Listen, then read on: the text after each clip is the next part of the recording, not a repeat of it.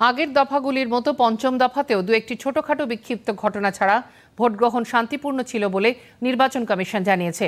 মুখ্য নির্বাচনী আধিকারিক আরিজ আফতাব বলেন, মোট 1992টি অভিযোগ কমিশনের কাছে জমা পড়েছে। গ্রেফতার হয়েছে 90 জন। হাওড়ার বালিতে পোলিং এজেন্টের শ্লীলতাহানির অভিযোগে একজন প্রিসাইডিং অফিসারকে সরিয়ে দেওয়া হয়েছে। হুগলির জাঙ্গিপাড়াতে শ্লীলতাহানির অভিযোগে বদল করে দেওয়া হয়েছে কেন্দ্রীয় বাহিনীর পুরো দলটিকে।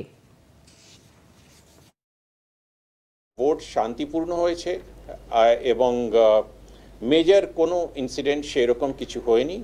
টোটাল কমপ্লেইন ডিটেলস আমি বলছি, ইট ইজ 1207 এনজিআর। টোটাল কমপ্লেন্টস আছে 1992 টোটাল কমপ্লেন্টস আছে। আজকে মেইন যে প্রিভেন্টিভ অ্যারেস্ট টোটাল হয়েছে 90। হাওড়া পিসিতে বালি এসি 176 নম্বর বুথ, এইটাতে কিছু অ্যাডমিনিস্ট্রেটিভ ইস্যুস হয়েছিল।